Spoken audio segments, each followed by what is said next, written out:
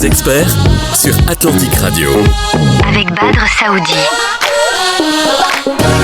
Les experts sont sur Atlantic jusqu'à midi. Emprunter, c'est toujours un acte de confiance dans son projet, dans l'avenir et dans l'établissement bancaire qui le rend possible. Mais derrière cette promesse, l'accès à la propriété, il y a une réalité bien plus technique, celle du crédit. Ses taux, ses conditions, ses clauses, ses frais parfois discrets. À l'automne, lorsque les banques réajustent leur politique de taux, c'est souvent le moment stratégique pour négocier. Comment s'y prendre? Comment présenter un dossier solide, rassurant, sans surestimer ses capacités d'endettement? Nous allons en parler du prêt immobilier, du prêt tout court, et nous restons ouverts à l'échange si vous avez des questions ou des avis à faire entendre. C'est de 10h à midi ou 05 22 95 36 70 ou 80. Et nous sommes avec deux invités sur le plateau qui sont avec nous, bien entendu, ce matin sur le studio. Nous sommes avec Relif Chalabi, nous sommes avec Saad Chalabi qui sont cofondateurs de CAFPI Maroc. Alors, on connaît peu les courtiers, on les associe souvent à l'assurance exclusivement. Pour autant, il y a effectivement d'autres volets sur lesquels vous intervenez. Alors, on va essayer d'abord de prendre le pouls, de s'intéresser à la météo des crédits. Est-ce que c'est le bon moment en cette période, passé la période estivale, de s'engager sur un prêt immobilier? Si Badr, bonjour, merci beaucoup pour cette opportunité. Alors oui, comme vous l'avez très bien dit, d'abord nous, notre rôle c'est de faire cette veille sur le marché de l'immobilier, effectivement, savoir qu'est-ce que font les promoteurs, quelles décisions ils ont prises pour l'année à venir, qu'est-ce qu'ont fait les banques, quelles décisions elles ont prises et quel impact pour les clients. Et notre rôle à nous, c'est de rapprocher un peu les promoteurs et leurs aspirations et les banques et leurs aspirations, dans l'intérêt du client. Donc effectivement, on doit faire une veille sur le marché. Vous avez dit une chose qui est très intéressante, c'est qu'on est dans une période où la banque réajuste sa politique de taux. Ça, c'est un élément, je dirais même, la banque réajuste sa politique commerciale.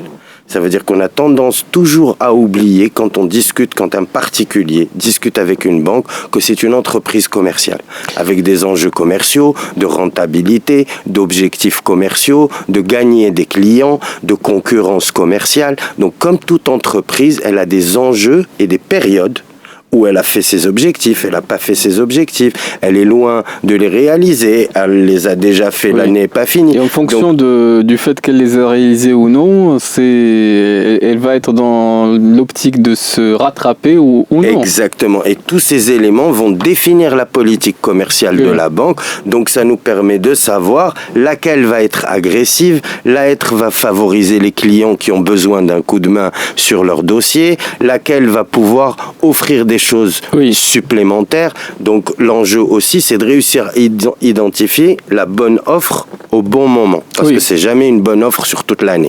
C'est des périodes. Mais bien sûr, il y a les taux, il y a les frais de dossier, il y a la politique de chaque banque, et ce sont trois éléments différents. Alors il y a aussi la période, et effectivement la période estivale, on l'associe au moment où on a plus de temps entre guillemets pour s'engager sur un crédit immobilier, on a plus de temps pour faire les visites. Et avec les MRE, effectivement, il y a peut-être un peu plus, un peu plus de dynamisme dans le marché de l'immobilier. Alors, l'automne, est-ce que c'est une période propice pour... Oui, parce que, comme vous dites, l'été est une période charnière au Maroc. On le sait parce que l'arrivée des MRE fait monter certains chiffres, fait monter les arrivées, l'hôtellerie, les crédits. Donc tout est impacté aussi par cette période particulière-là.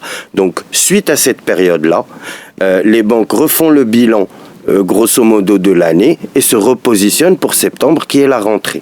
Donc oui, effectivement, on est dans cette période-là et c'est opportun de commencer à regarder. Alors, on sait depuis 2024 que la politique d'investissement, par exemple, des promoteurs immobiliers allait conduire à un rétrécissement du marché. Donc oui, on a vécu en fin 2024 à la fois une légère hausse des taux de crédit, donc réduction des emprunts, mais aussi une réduction des mises en chantier. Donc tout ce qui devait sortir cet été, comme d'habitude, n'est pas forcément sorti. Donc il y a eu une baisse constatée dans le marché. Alors elle est chiffrée entre 20 et 30% des attentes. Donc aujourd'hui, là que la rentrée est arrivée, la Banque centrale, aujourd'hui on est à 2,25 de taux directeur. Donc la Banque centrale, alors qu'on était autour de 3,5, voire 3,50 il n'y a pas si longtemps. Donc aujourd'hui, la tendance ou l'action de la Banque centrale pour gérer ce sujet et redynamiser le marché, on la constate. D'accord ?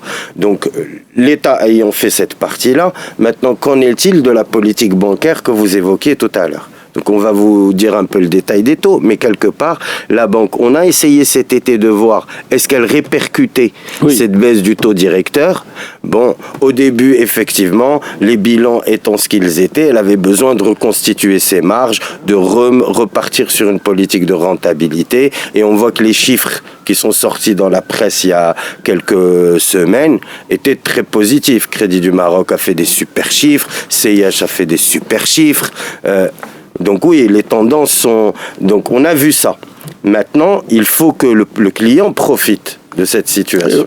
Mais est-ce que c'est le moment opportun pour lui de profiter ? Ça reste, si j'entends bien, en fonction de la politique commerciale de chaque banque. Exact. Mais globalement, s'il faut donner une appréciation entre guillemets générale, est-ce que le climat est favorable en ce moment ? Aujourd'hui, oui, hyper.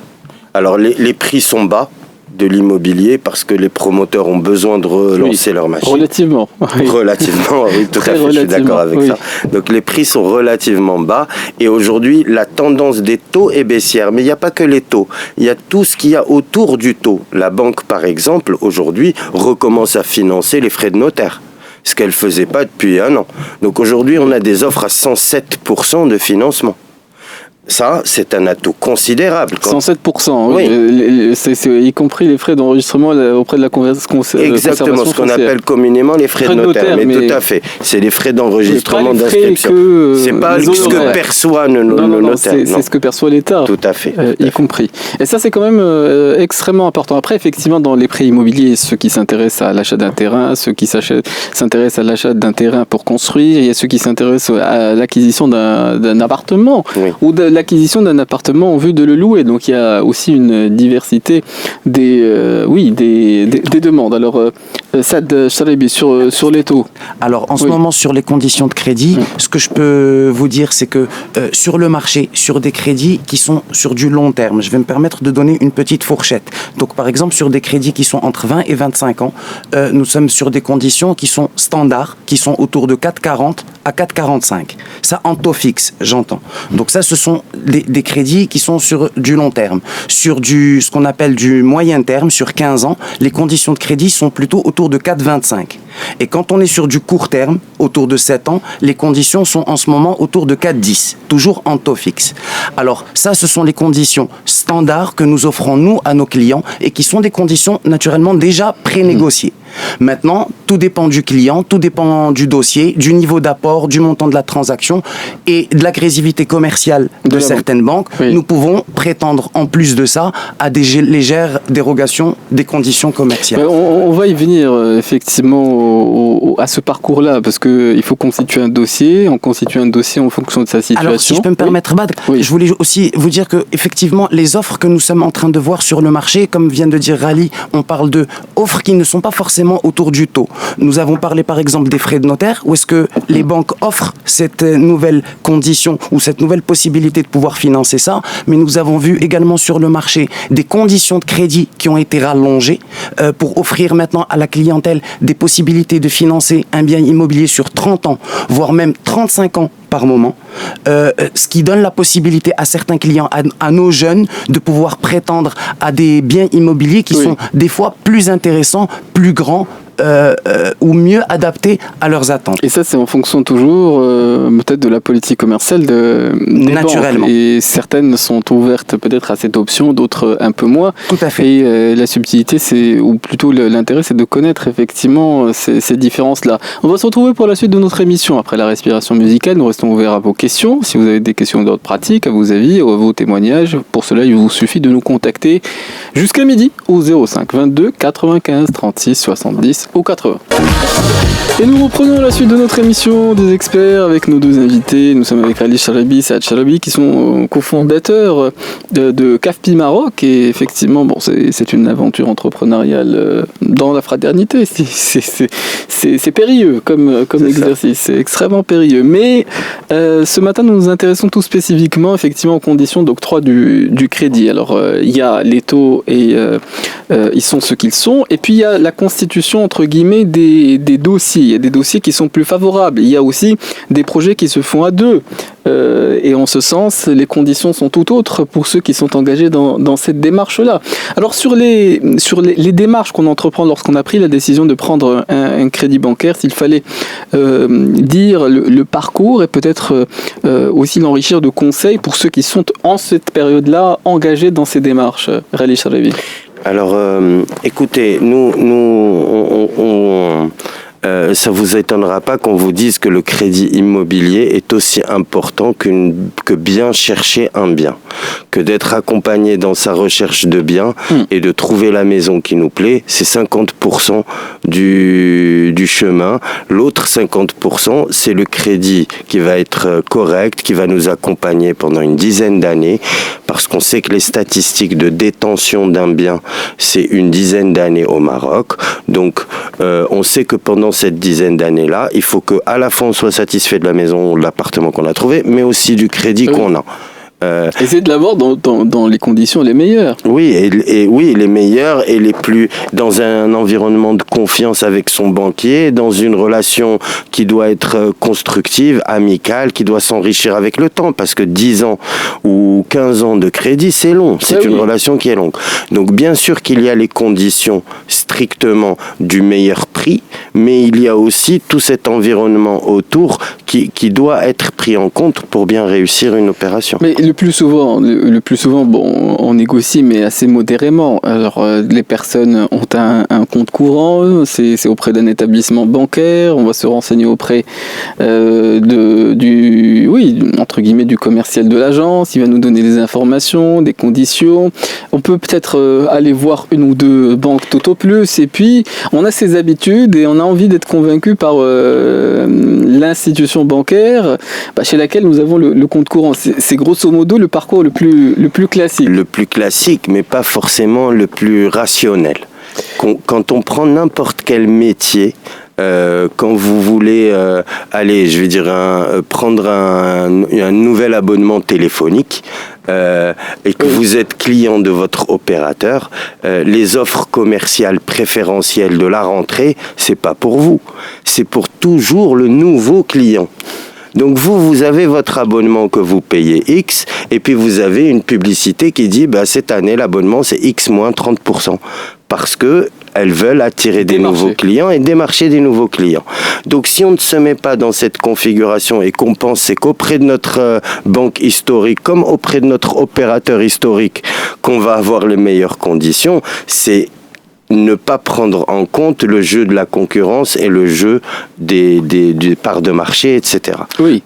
Voilà. Donc c'est un peu sur ça qu'on joue. Donc moi, si j'ai un conseil, à part dire aux gens venez nous voir, qui est le premier conseil, le deuxième, c'est aller voir une banque dont vous n'êtes pas client, qui va vouloir vous gagner en tant que client, à qui vous allez dire bonjour, j'ai 100 000 dirhams d'apport à mettre sur le compte, qui va être contente parce que c'est une nouvelle entrée en relation, c'est des objectifs atteints, c'est un nouveau compte dans son agence. Donc c'est beaucoup de choses qui font que le new cash, le new business comme on dit, va être primé et valorisé. Donc mon conseil, c'est aller voir plutôt la banque d'à côté.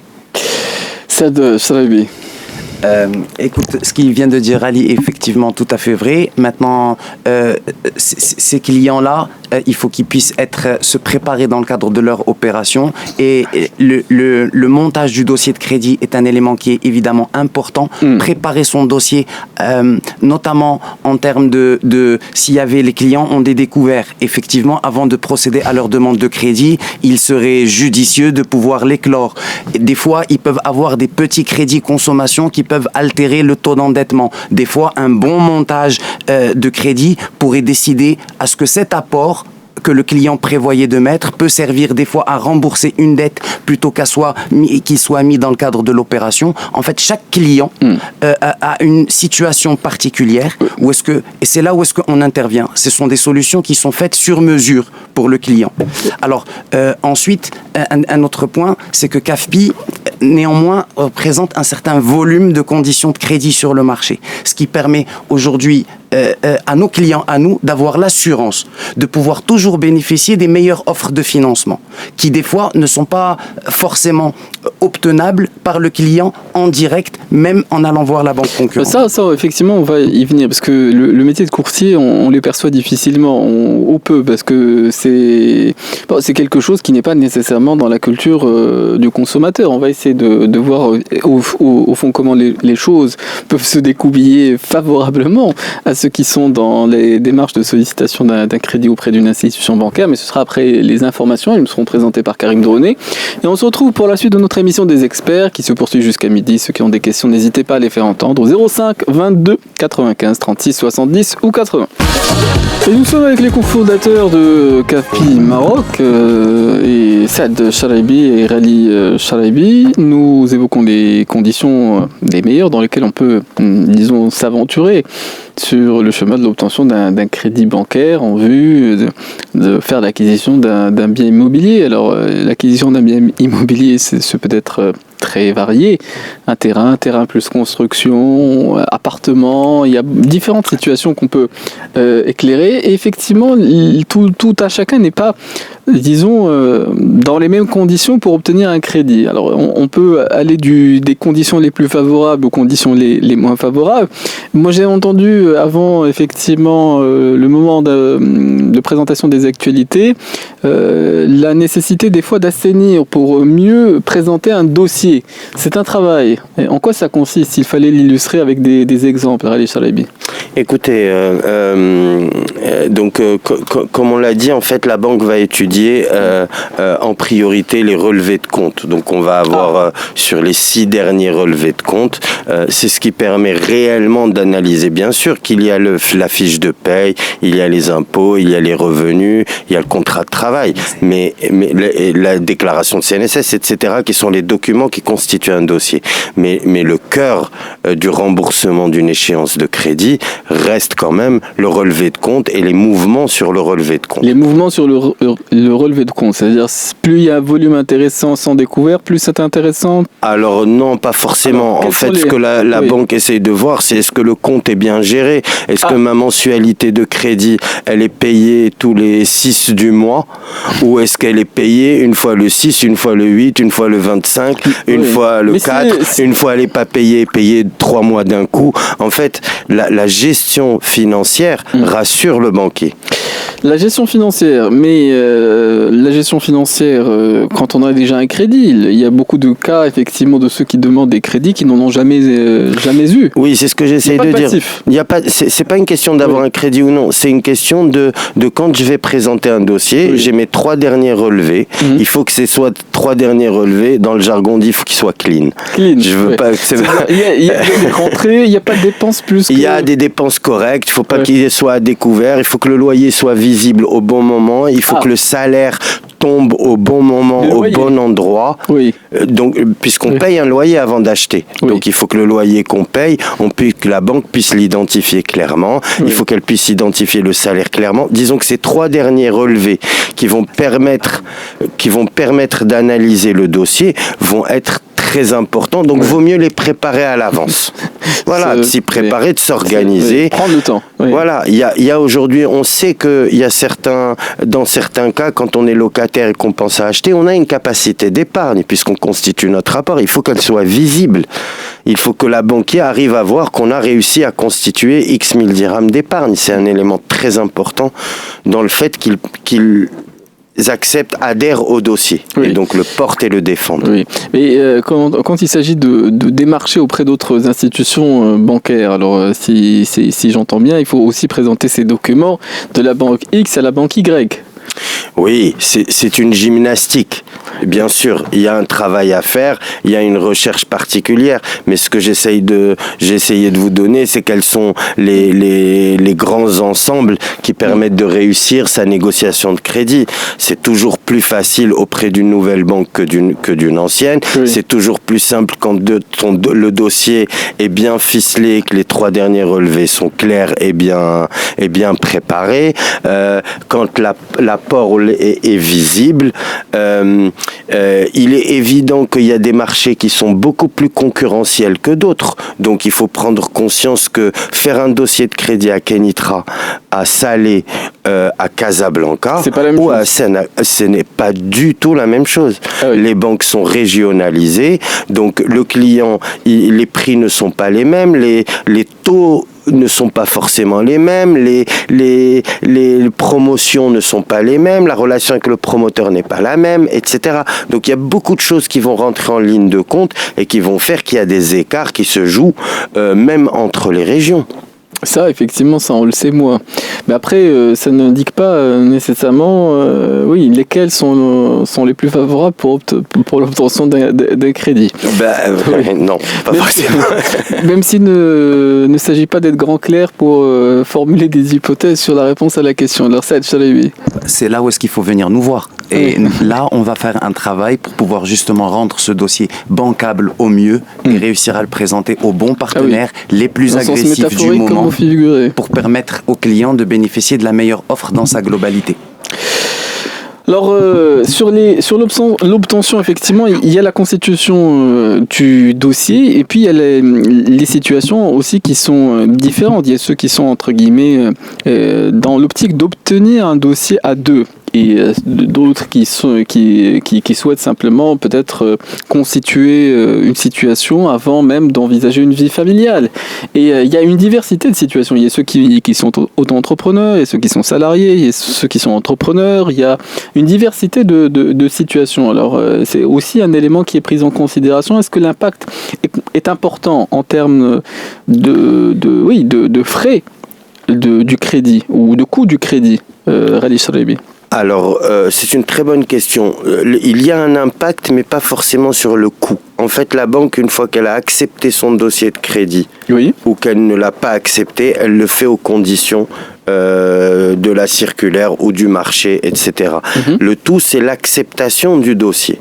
En fait, aujourd'hui, on a la chance d'être au Maroc, où on a un niveau de maturité du service financier qui est quand même relativement en avance, relativement bien structuré, bien organisé.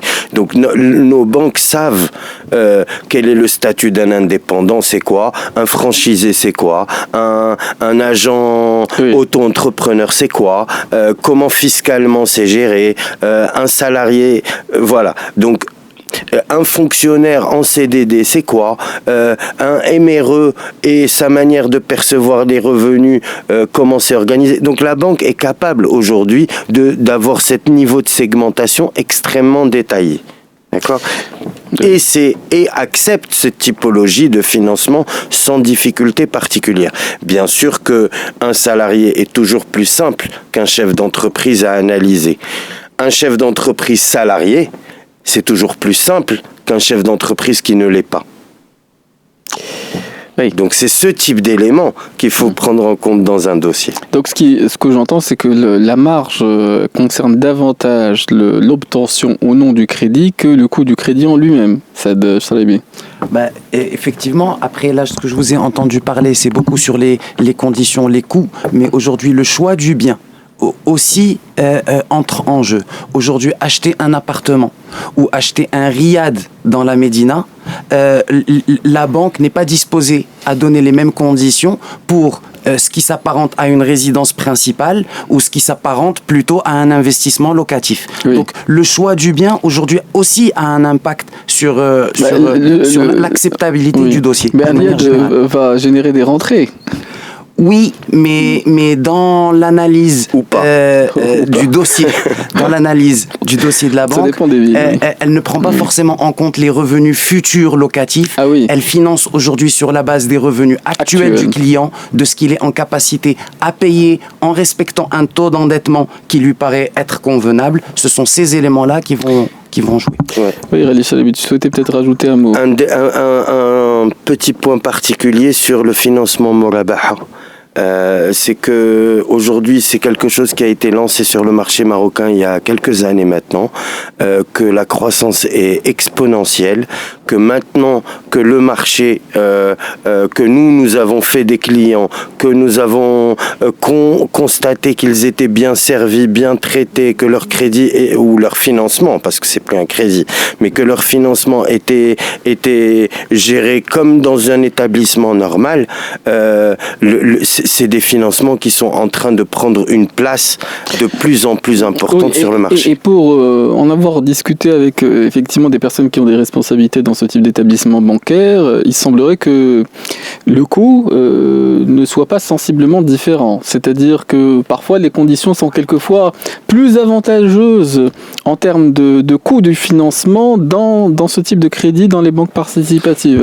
Est-ce que on fait cette observation quand on compare ou quand on fait régulièrement la veille? Alors effectivement, oui. Disons, ce que vous êtes en train de dire était effectivement vrai il y a quelque temps, où est-ce que le financement Murabaha, par moment, pouvait être même des fois moins cher que le crédit classique. Maintenant, avec la baisse des conditions de crédit actuelles sur le marché, dans le cadre des banques conventionnelles, c'est moins vrai. Aujourd'hui, les conditions de crédit sont aussi intéressantes d'un côté que de l'autre.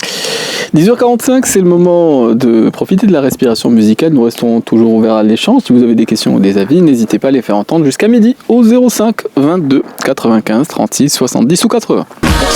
Et nous reprenons notre émission avec nos deux invités et nous sommes aussi avec une auditrice qui nous a contactés. Nous resterons joignables jusqu'à midi au 05 22 95 36 70 ou 80. Nous sommes avec Rally Chalabi, Saad Chalabi, qui sont cofondateurs de CAFPI Maroc, et nous sommes avec Madame Najia qui nous a contactés, me semble-t-il, de Casablanca. Bonjour. Allô? Oui. Oui, alors, bonjour Madame bonjour. Najia. Bonjour tout le monde. Bonjour. Alors, moi j'ai une question concernant l'option qui s'appelle location avec option d'achat. Ah. Oui. Location avec option d'achat. Je voudrais savoir, est-ce que cette option elle est négociable sur n'importe quel projet? Est-ce que c'est une option qui doit être déjà acceptée, c'est-à-dire sur le projet pour pouvoir la négocier auprès de la banque, ou bien c'est un choix du client, c'est-à-dire de la négocier avec la banque? C'est une façon de financer c'est-à-dire son prêt financier. Alors, c'est un financement pour l'acquisition d'un bien immobilier ou pour autre chose? Oui, acquisition d'un bien immobilier. Est-ce que l'option qui est là, est-ce qu'elle existe? Oui, est-ce qu'elle existe sur le marché marocain? Alors, oui. c'est sensiblement peut-être quelque chose d'extrêmement périlleux pour celui qui souhaite peut-être envisager l'acquisition dans cette optique-là. Alors, bien, oui. D'un bien, c'est-à-dire est-ce que c'est possible de louer et les loyers doivent être, je sais pas c'est quoi le mécanisme, comment on fait, mais qu'ils se retrouvent propriétaires de... Au bout d'un certain temps, oui. Alors, oui, exactement. Oui.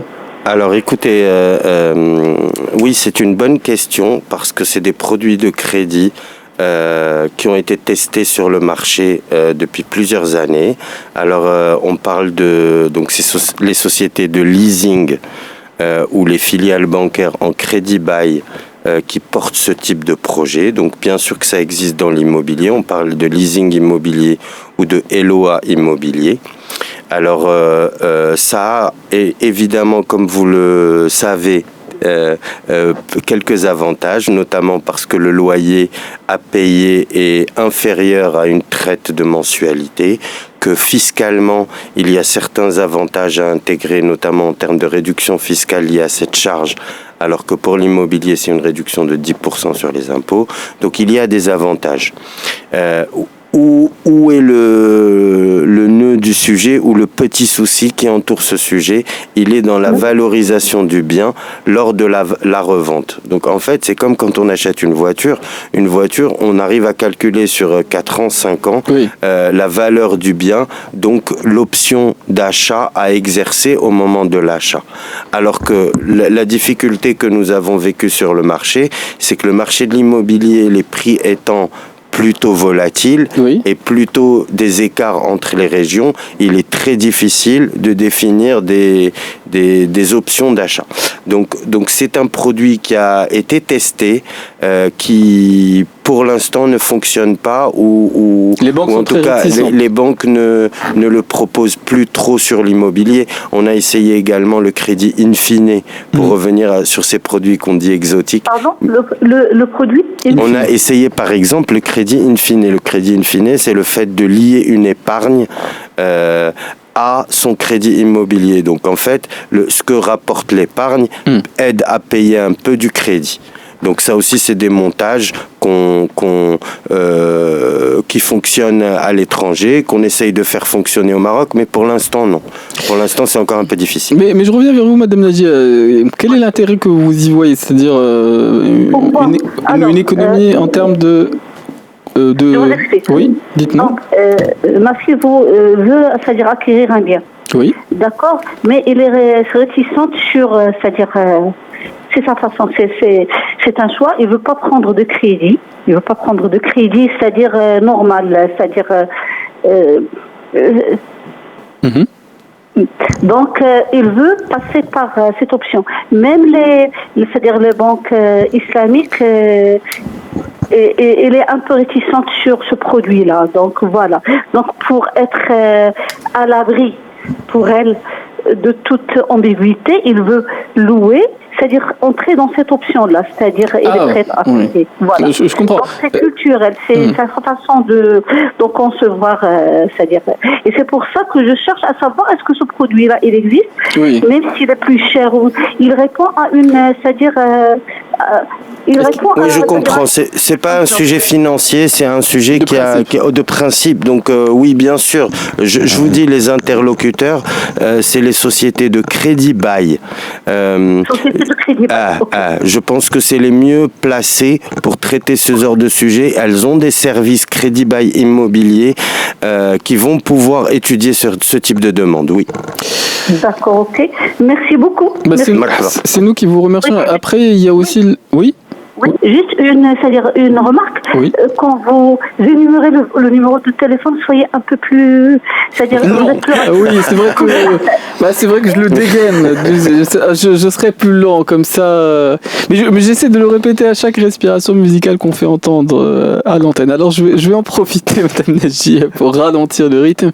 C'est vrai que le temps passe vite. En 2 heures, mine de rien, effectivement, des fois j'énonce très rapidement. Alors c'est le 05 22 95 36 70 ou 80. J'espère que cette fois-ci, il a bien été audible. Alors, je vous remercie, Madame Nagia. Je sais aussi qu'il y a des configurations, mais qui sont des négociations avec le propriétaire, entre guillemets, des appartements. Il y a des négociations, des montages qui peuvent être faits auprès des notaires, qui sont des ventes à terme, entre guillemets. Mais ça, effectivement, c'est en dehors du financement auprès d'une institution quelconque. Et c'est encore quelque chose de sensiblement différent. Écoutez, oui, bien sûr ça existe. Des promoteurs aujourd'hui proposent des échéanciers de paiement et proposent des appels de fonds réguliers. Oui. Maintenant, je ne vais pas vous dire ça parce que ça met de côté le crédit. Néanmoins, on l'a constaté beaucoup, notamment avec les MRE, qui, dès qu'il y a un problème sur le projet ou la construction, on est dans l'immobilier, les délais se dépassent. Il y a des fois, ça arrive des malfaçons. Il y a des choses qui se posent, des problématiques qui existent. Donc on se retrouve avec des clients qui ont fait des avances, un promoteur qui a on a vécu des phases où la situation de marché était compliquée. Donc tout ce qui est fait d'intervention du notaire, de contrat notarié, de contrat de crédit, de délai de rétractation, de compromis de vente, ce sont autant d'outils pour sécuriser une transaction. Bien sûr qu'on peut faire un acte de vente sans faire de compromis. Bien sûr, ça permet de faire 15 000 dirhams d'économie. Mais vraiment, est-ce que c'est vers ça qu'on aimerait que le marché aille? Nous, on a plutôt tendance à dire il faut respecter les règles. Et dès qu'on respecte les règles, en général, ça se passe bien. Dès qu'on essaye de trouver des moyens de sortir du système classique, des fois, ça marche pas.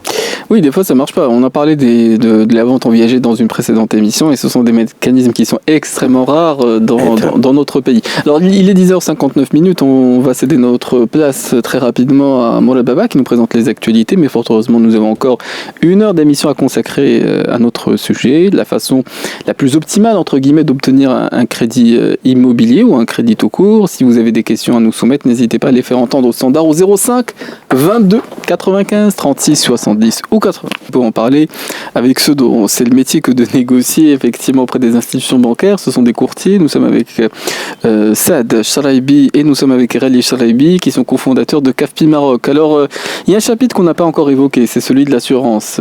Et effectivement, le crédit est associé à une assurance pour la banque que de pouvoir, entre guillemets, être prémuni du risque et des incidents de la vie qui font qu'une personne peut ne pas être en situation de payer son loyer, mais même effectivement ne pas être en situation tout court. Alors oui, effectivement, c'est un sujet extrêmement important parce que ça rentre en ligne de compte et que c'est un élément qui est obligatoire dans le crédit immobilier. Donc c'est très important. Sachez qu'il y a 2 assurances obligatoires dans le cadre du crédit, l'assurance habitation et l'assurance décès invalidité. Donc l'assurance sur la personne et l'assurance sur le bien qui est emprunté. Oui.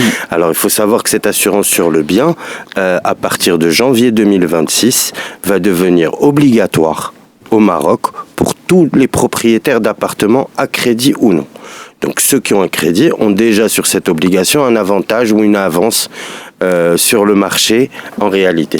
Le sujet que je veux évoquer sur la partie assurance, c'est que CAFPI est un grossiste en crédit. Donc on a un volume tel quand on s'adresse à nos partenaires bancaires que de fait on a des conditions pour nos clients qui sont préférentielles. Donc c'est pas tellement la négociation de taux est induite par le volume qu'on représente. En réalité, nos éléments de négociation sur un dossier réel, ça va être par exemple, et ça c'est le cas dont je voulais parler, c'est les assurances qui sont en surprime. Énormément de clients s'adressent à leur banque pour obtenir un crédit et ils ont la mauvaise surprise soit d'avoir un rejet de l'assurance alors qu'il est en bonne santé. Je dis pas qu'il y a un problème. C'est vraiment des surprises. De poids, parfois. On a eu des de poids, de soirée un peu longue la veille, d'un peu de diabète parce que on sait que la consommation de sucre au Maroc est ce qu'elle est. Donc il y a certaines compagnies d'assurance, c'est la même chose, qui le traitent différemment en fonction du cas ou en fonction de la compagnie. Donc dans certains cas, on va avoir une surprime avec un partenaire bancaire et sa compagnie d'assurance. Dans d'autres cas, avec une autre, on n'en aura pas. Oui. Donc c'est un élément aussi de comparaison et de sélection de sa banque pour faire son opération qui est extrêmement important. Mais ce qu'on perçoit plus difficilement quand on est consommateur, c'est que c'est aussi un élément sur lequel il y a une marge significative de négociation, pour le dire très clairement. Parce que souvent, quand une personne demande un crédit, on lui dit, bon, il y a une filiale qui est associée à la banque, et elle est obligée, entre guillemets, de souscrire son produit d'assurance auprès d'eux. Donc les gens pensent qu'il y a une marge, entre guillemets, qui est faite déguisée, qui n'est pas sur le taux, mais qui est sur l'assurance. Et de ce point de vue, la loi dit une chose et il y a des pratiques qui sont tout autres. Oui, tout à fait. C'est une manière de percevoir le sujet. Maintenant, il faut juste pas oublier une chose, c'est que cette assurance, elle est faite pour garantir le capital restant dû sur le crédit. Donc, in fine, le bénéficiaire de cette assurance qui est souscrite, non, c'est la banque. Oui.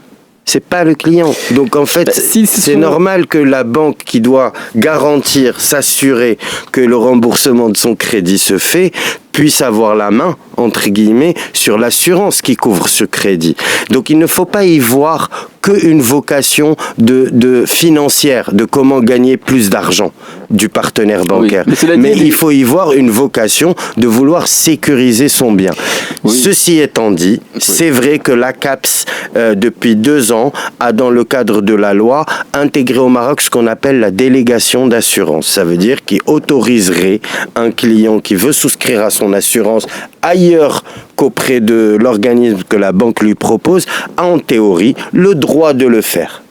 En pratique. En théorie. Mais voilà. Quand une personne, d'après les témoignages que j'ai pu avoir, lorsqu'une personne a cette offre préalable de crédit, qu'elle a entre les mains. À ce moment-là, effectivement, si elle dit j'accepte le crédit, mais pour ce qui est de l'assurance, je peux essayer de négocier ou de voir si je peux avoir une meilleure offre ailleurs. À ce moment-là, effectivement, il est difficile pour l'établissement bancaire de refuser. Ça, alors, heureusement, encore une fois, l'ACAPS, pour revenir sur ce point d'assurance, l'ACAPS a très bien fait son travail, où est-ce qu'elle donne même la possibilité aux clients, même une fois que le crédit immobilier a été souscrit, de pouvoir changer d'assurance chaque année. Voilà, encore une fois, dans le cadre théorique de la loi. Ce qui est, comme encore une fois, elle a très bien été faite. Elle a été même presque en avance par rapport au marché européen et marché français. Donc vraiment, bravo aux équipes de l'ACAPS. Maintenant, dans la pratique du marché, l'assurance est un élément et un pilier important pour les banques aussi. On est encore une fois dans le cadre d'un marché commercial où est-ce que la banque, elle va essayer de privilégier ses produits. Pour certains clients, la banque accepte que le client fasse une délégation d'assurance. Pour d'autres, c'est pas forcément utile pour lui, elle ne l'accepte pas. Mais voilà, c'est le marché. Oui, et ce que j'ai cru comprendre, effectivement, quand on a le métier de négocier, peut-être on a un peu plus de marge de manœuvre, parce que j'ai entendu parler à l'instant même de délégation d'assurance. Tout à fait. Je vais y revenir, après qu'on ait donné la parole à Sir Rachid, qui nous a contacté à l'instant. Même si j'entends très fortement l'écho de la radio, si Rachid. Alors, on va essayer de faire en sorte que la communication se rétablisse avec l'auditeur et on profite effectivement peut-être de ce moment-là pour revenir à cette délégation d'assurance. Pour le grand public ou pour le consommateur intéressé, ça consiste à faire quoi précisément comme démarche pour avoir de la marge entre guillemets sur ce point ? Écoutez, alors, il faut que vous sachiez qu'il y a deux types de manières de payer une assurance d'essai invalidité. C'est la plus grosse, l'assurance habitation. C'est des montants qui sont intégrés dans la mensualité. Les montants importants, c'est l'assurance d'essai invalidité. Alors, certains partenaires bancaires proposent de mensualiser cette assurance. Donc ça veut dire qu'on l'intègre dans le cadre du crédit et on paye un montant tous les mois. Chez d'autres partenaires bancaires, c'est ce qu'on appelle une prime unique. Ça veut dire qu'ils vont faire le calcul et au début de ton crédit, il va falloir payer la totalité de la prime d'assurance qui est due. Si tu rembourses en anticipé, tu pourras dans 10 ans faire les démarches pour récupérer le trop perçu. Mais ça, honnêtement, je garantis pas. Oui, je crois qu'il y a une circulaire de l'ACAPS sur ce sujet. Je crois que la communication s'est rétablie avec Rachid, dont vous cède la parole. Bonjour à vous. Monsieur, bonjour. Bonjour, c'est Rachid. Il y avait un contretemps qui s'est produit. Bref, d'abord, merci de votre émission. Ça permet exactement de clarifier et d'élucider quelques points. D'autant plus qu'il y a des gens qui sont encore néophytes comme moi, qui ont du mal, si vous voulez, à chercher à prendre la démarche pour pouvoir soit contracter un crédit, soit acheter un bien. Dans mon cas, moi, je suis en train de voir la démarche à suivre pour pouvoir trouver un bien qui correspond, qui a l'air d'être un petit peu à la hauteur de mes aspirations. Comme Monsieur Charibi, je pense qu'il avait dit tout à l'heure qu'il serait toujours utile d'être accompagné. Je vous avoue que j'ai un petit problème, dans la mesure où bien que je savais un bout de temps que je cherche donc un appartement, une acquisition, un appartement tout simple qui correspond à certains critères, je suis confronté à 3 options. L'option 1, c'est justement soit de faire appel à un conseiller via une agence immobilière, et dans ce cas-là, vous êtes bien donc vous êtes bien au savoir comme quoi les prix des prestations sont extrêmement onéreux. Comme vous parlez de 3-4% par rapport à un budget, j'estime qu'il y a quelque chose qui n'est pas réel, je veux dire qui est fortuite et qui ne correspond pas à la réalité. Et ça freine un petit peu de vouloir solliciter des agences pour pouvoir être accompagné. Donc c'est extrêmement onéreux. L'option 2, c'est de faire appel directement à un propriétaire, immobilier. Et là aussi, le problème, c'est que parfois, on ne peut pas maîtriser tous les vices à cacher ou bien éventuellement d'identifier tous les éléments pour voir qui correspondent un petit peu à la norme. Et troisième option, que vous savez, de faire porte-à-porte.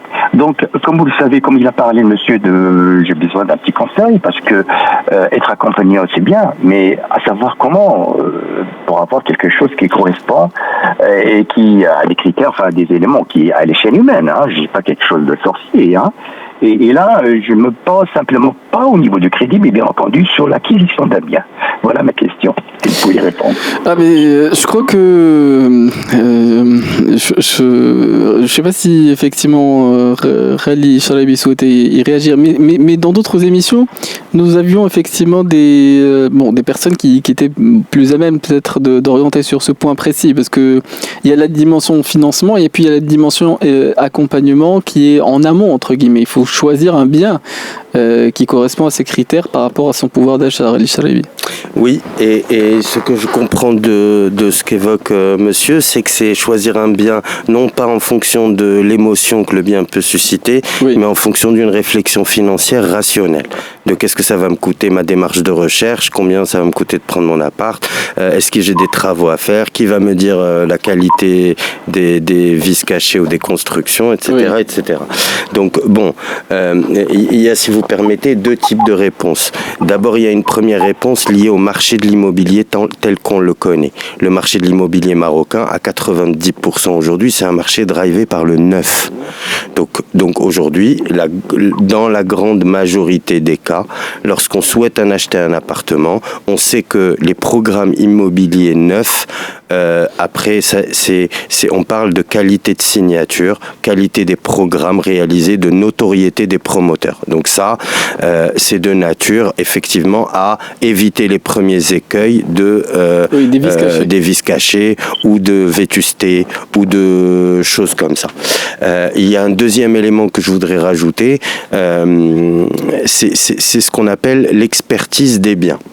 La banque le fait, mais nous conseillons à nos clients de le faire. Oui. Il y a des experts aujourd'hui à des tarifs qui sont vraiment extrêmement intéressants. Citer, effectivement, on a eu le président de l'association de défense du droit du consommateur. Ils mettent en place un produit avec l'intervention d'un expert qui produit un rapport de 60 pages sur la qualité des produits utilisés pour faire les portes, pour tous les aspects. Voilà. Alors sans aller jusqu'à 60 pages, mais j'ai pu l'observer. Mais on peut faire une expertise correcte, diligenter un tarif extrêmement intéressant. Je ne veux pas m'avancer sur les prix, mais vraiment ça vaut la peine pour qu'on soit rassuré sur la qualité de l'immeuble, sur la qualité de l'appart, la qualité des constructions.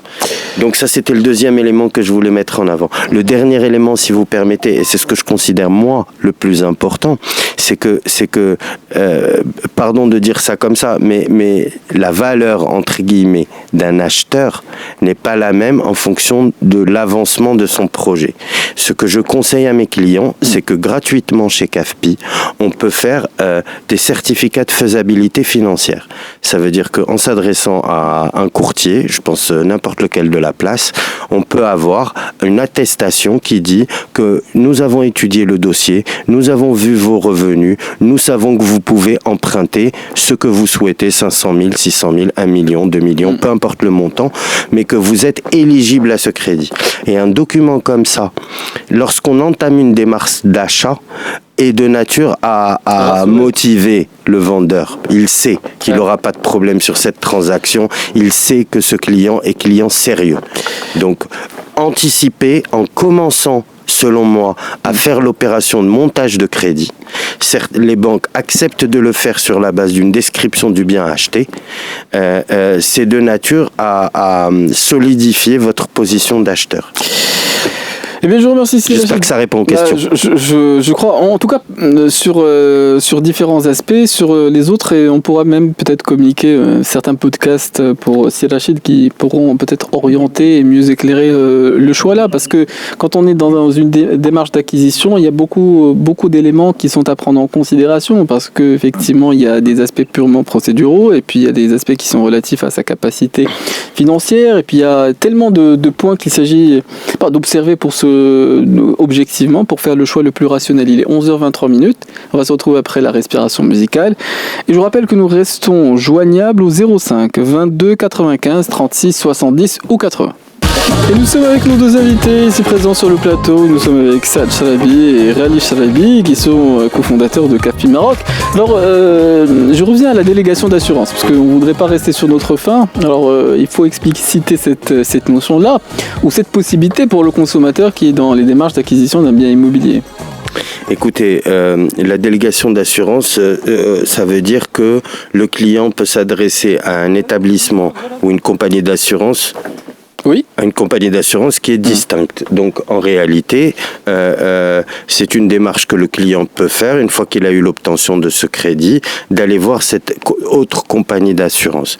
Alors, il faut savoir que ça présente, comme je vous l'ai dit tout à l'heure, une première difficulté, c'est que la banque, quand elle prête avec vous, donc elle prend autant de risques que le particulier qui emprunte.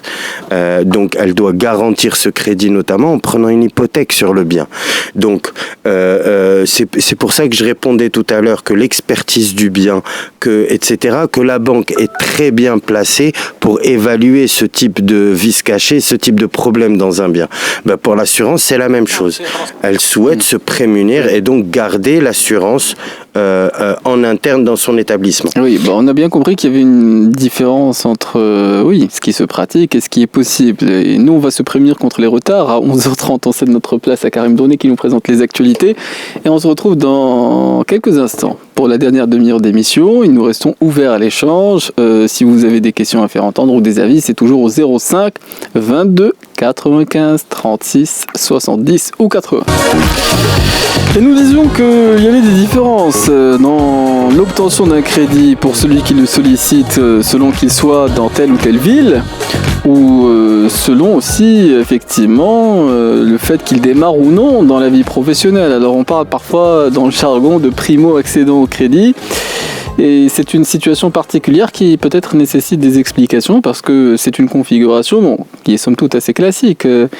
On trouve un travail, on est parfois en couple et il s'agit de passer de locataire entre guillemets à propriétaire. Et c'est une configuration, je ne sais pas si elle est appréciée ou si elle est favorable d'un point de vue de l'évaluation qu'on fait de ces situations-là lorsqu'on est un établissement bancaire. Ali Chalabi. Elle est favorable parce qu'un banquier, quand il voit un primo-accédant qui essaye d'acheter un appartement, va l'inscrire dans une trajectoire de vie qui est plutôt positive. Oui. C'est quelqu'un qui donc fait de l'épargne, c'est quelqu'un qui a une conscience de son avenir, etc. Donc c'est plutôt bien perçu. Maintenant, la difficulté, elle est dans le rapport entre le banquier ou entre l'acheteur, le jeune ou le primo-accédant, qui en général, on dit en général, c'est entre moins de 35 ans, on est encore dans cette catégorie-là ou dans cette configuration. Et donc, dans le rapport qu'on a au banquier, c'est très difficile. On démarre dans la vie, donc les niveaux de revenus sont faibles, donc le taux d'endettement qu'on va en tirer va être très élevé. On n'a pas forcément l'apport, sauf à bénéficier de l'aide des parents, et c'est pas donné mais c'est pas donné à tout le monde. Et donc, il y a des configurations d'un jeune qui achète qui sont très difficiles. C'est pour ça que, on a vu fleurir ces dernières années ce qu'on appelait les comptes jeunes. Ça veut dire toutes les transactions et les opérations qui sont gratuites pour fidéliser dès le plus jeune âge. Mais on voit aussi maintenant des produits comme le crédit à 30 ans, dont ça peut mieux vous parler, mais ce sont des produits qui vont aider à ce qu'un jeune puisse accéder à la propriété. Alors Saad Chalabi, sur cette population-là, est-ce qu'elle a quelques conditions favorables, entre guillemets, dans l'obtention d'un crédit ? Alors effectivement, Badr, pour répondre à ta question, cette typologie de clientèle bénéficie auprès des banques d'abord d'une possibilité de financement à 100%, ce qui est plutôt intéressant pour eux. Mais ce que je voudrais pointer, c'est justement sur le marché la disponibilité de ces nouvelles offres qui permettent d'aller sur des financements qui peuvent aller sur 30 ans, voire même sur 35 ans par moment. L'idée de cette typologie d'offres, c'est nous constatons que la durée moyenne d'un crédit immobilier chez les clients, il est conservé pendant une durée de 9 à 10 ans. En moyenne. Donc, le fait de pouvoir bénéficier d'une offre de crédit sur 30 ans, 35 ans, leur permet, lors de l'acquisition, de bénéficier d'une enveloppe plus importante, de pouvoir bénéficier du coup d'une acquisition d'un bien immobilier qui est encore plus intéressant, mieux pour eux, que s'ils avaient été limités sur des durées de crédit qui sont plus courtes. Donc, effectivement, cette typologie d'offres permettent à ces clients d'obtenir une pièce, une chambre en plus dans leur appartement, ce qui n'est pas rien.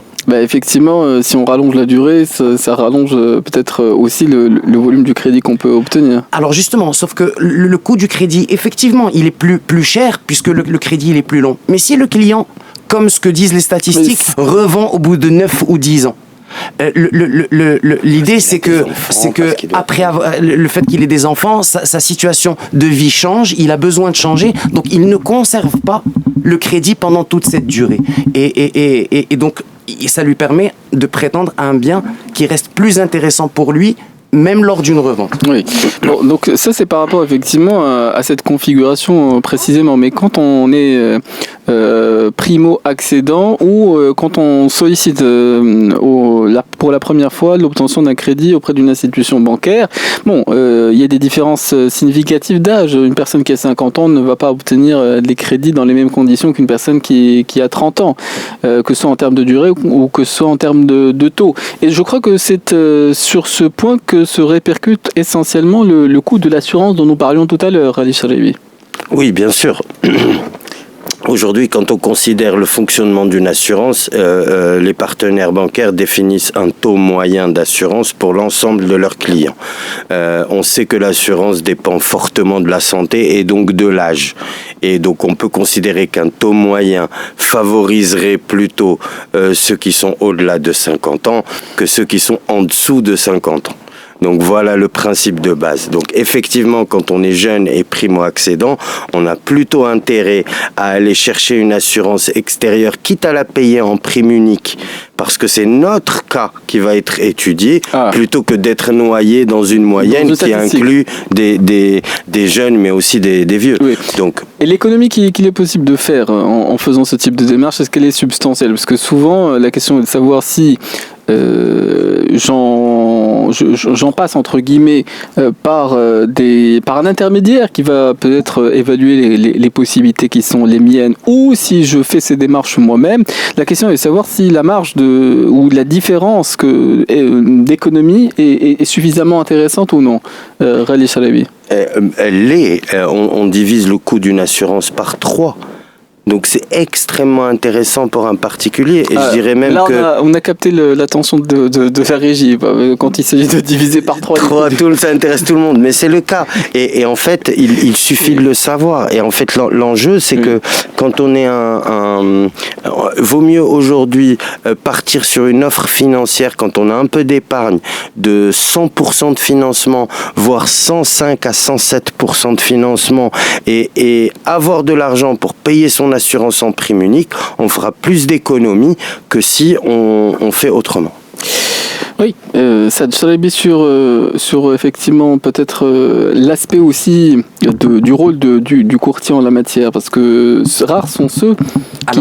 Alors, pour rester sur un trait de transparence, maintenant une délégation d'assurance est restée sur ça, mais comme on l'a bien compris, n'est pas forcément intéressante pour tout le monde. Quand on est très jeune, oui, il y a un intérêt pour eux. Quand on est sur plus de 40 ans, 45 ans, etc., des fois, effectivement, prendre l'offre dans sa globalité auprès de la banque reste plus intéressant et reste la chose à faire. Donc, vraiment, chaque cas est particulier, son état de santé va impacter les éléments sur l'assurance. Mais dans nos rapports, pour clore sur le sujet de délégation, en fait, nos partenaires bancaires aujourd'hui, on a une relation telle que quand une assurance est refusée chez l'un de nos partenaires bancaires, ils nous sollicitent pour aller essayer de trouver une autre assurance chez une autre compagnie, sachant qu'ils ne veulent pas perdre le dossier de crédit.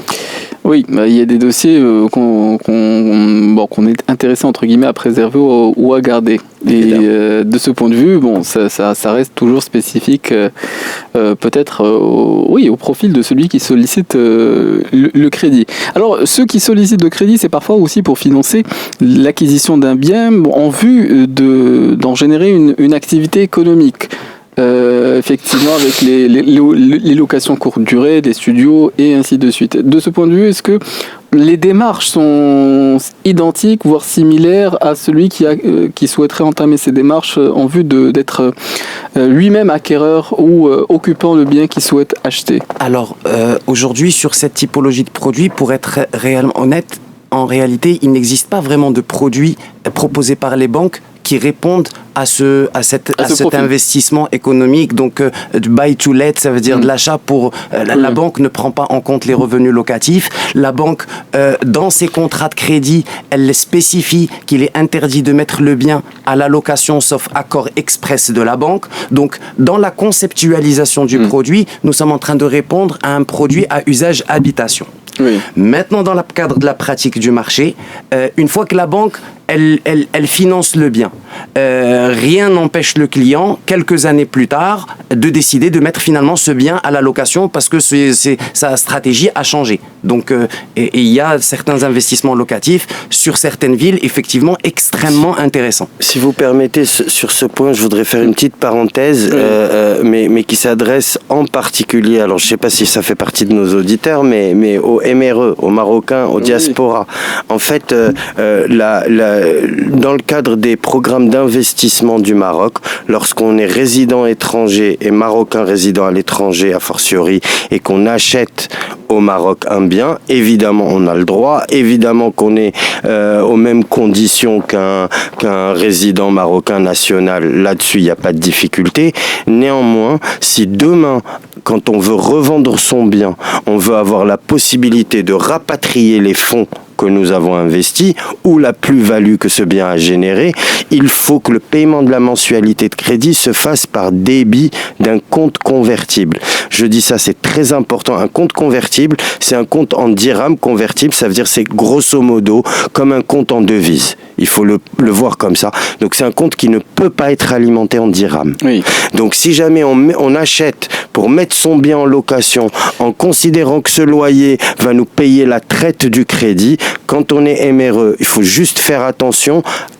Au moment de la revente, ça risque de créer une difficulté. Oui, c'est bon. En tout cas, c'était une précision importante. Il est 11h45. On va se retrouver après la respiration musicale. Et nous resterons toujours ouverts à l'échange si vous avez des avis ou des questions au 05 22 95 36 70 ou 80.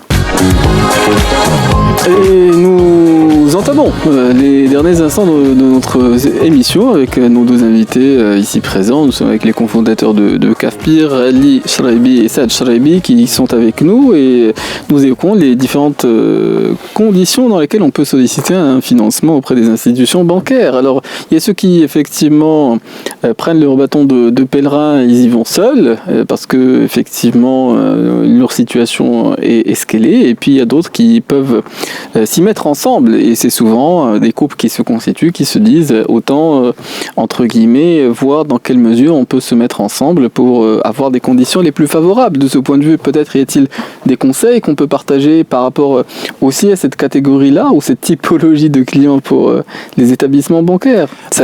Bien sûr, avec plaisir. Bien sûr, cette typologie de clients bénéficie auprès des banques de certains avantages. Effectivement, rien que sur le taux d'endettement, par exemple. Oui. Un taux d'endettement pour un client particulier peut être autour de 40%. Il est porté à 50% quand il s'agit d'un client, d'un couple qui essaye d'emprunter. 50% des revenus. 50% des revenus. Des totaux. Voilà, oui. des totaux des revenus qui peuvent être autorisés à être mis dans le cadre d'un crédit. Donc c'est l'un des avantages qui est offert justement à pouvoir financer un bien à deux. Donc, et en ce qui concerne la présentation du dossier, parce que c'était le point que vous évoquiez en début d'émission. Oui, en fait, le sujet, c'est que... Est-ce qu'on s'ajuste par rapport au plus favorable ou est-ce que... Non, en fait, il y a deux choses. Il y a la propriété du bien et il y a l'engagement du crédit. Et on a tendance à croire que le montant de si on est propriétaire à 50%, on doit être engagé sur le crédit à 50%. Or, c'est pas forcément vrai. On peut jouer avec le montant de propriété. Donc, il y a des contrats des compromis de vente de ménage qui se signent avec 70, 30, 80, 20 ou 50, 50. C'est pas forcément une une donnée figée. Oui. Le deuxième élément, c'est que le crédit immobilier ne doit pas forcément être lié au montant de je peux avoir un bien propriétaire à 50% et un crédit réparti 70-30. Donc en fait, à l'intérieur d'un ménage, la banque accepte qu'on puisse jouer avec les montants de revenus et jouer avec les comptes de remboursement. Une de clients. Et il gagne de clients. Et il gagne voire 3 comptes, puisqu'on a le compte de monsieur, le compte de madame et le compte porteur d'engagement. Ah, donc c'est potentiellement tout bénef. Tout bénef, et donc peut-être que ça offre des marges de négociation plus intéressantes. Bien sûr. Alors, mais en ce qui concerne la configuration, quand on va former son dossier, alors il y a les documents de madame et les documents de monsieur, mais la situation peut être différente. L'un est salarié, l'autre ne l'est pas. Alors comment la banque apprécie ou évalue ces aspects-là? Alors, vraiment, en fonction du dossier, la banque peut soit décider de monter le dossier comme si c'était 2 individus. Donc, chacun, on étudie sa dossier en fonction de sa situation. Dans d'autres cas, la banque privilégie le financement au travers d'un compte joint, où est-ce que la situation globale est appréciée des deux pour pouvoir donner un financement global à ce couple-là. Oui, mais si les conditions de l'un sont favorables ou sont plus favorables, est-ce qu'on s'ajuste par rapport aux conditions les plus favorables ou est-ce que, au contraire, le dossier est grevé si effectivement il y a un différentiel suffisamment Disons important? que nous allons travailler à faire pour la personne dont le dossier est moins favorable, de le faire aligner à celui dont le dossier est favorable. Oui.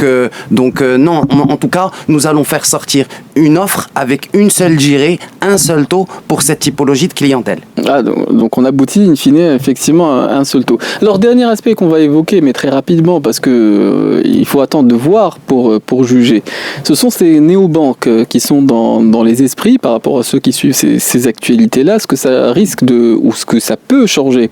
Est-ce que ça peut changer la donne significativement lorsqu'on est observateur, lorsque effectivement on est sollicité par rapport à sa propre expertise, notamment à l'étranger? Rally Charaibi. Écoutez, c'est un vrai sujet parce que des grandes néobanques mondiales aujourd'hui s'installent au Maroc et voient dans le Maroc un marché en croissance. Oui. Ouais, elle recrute, elle s'installe, elle négocie des agréments avec la Banque centrale. Alors on sent que la Banque centrale aujourd'hui est plutôt réticente ou plutôt en attente de voir la qualité des rendus et la qualité de l'activité bancaire qu'elle propose. Maintenant, il ne faut pas oublier que tout ça, c'est le système monétaire qui le définit. Le Maroc a un système monétaire où Le Maroc a un système monétaire, en vrai, où on a encore un office d'échange, où le dirham est piloté par notre banque centrale, et on n'est pas une monnaie où le change est tout à fait libre. Donc aujourd'hui, une néobanque qui vient avec une dimension de faire tomber les frontières et de promouvoir ces échanges internationaux multidevises, peut-être que c'est pas encore tout à fait le moment pour la maturité du secteur. Ce sera notre mot de conclusion. On va se retrouver demain pour d'autres émissions. Je vous remercie tous deux pour votre présence avec nous à l'antenne. L'heure est aux actualités. Nous serons présentés dans quelques instants par Kalmar Rsal et Ahmed Aloua prendra la suite des programmes, entre guillemets, en étant en charge d'Atlantique Midi. Les experts sont sur Atlantique jusqu'à midi.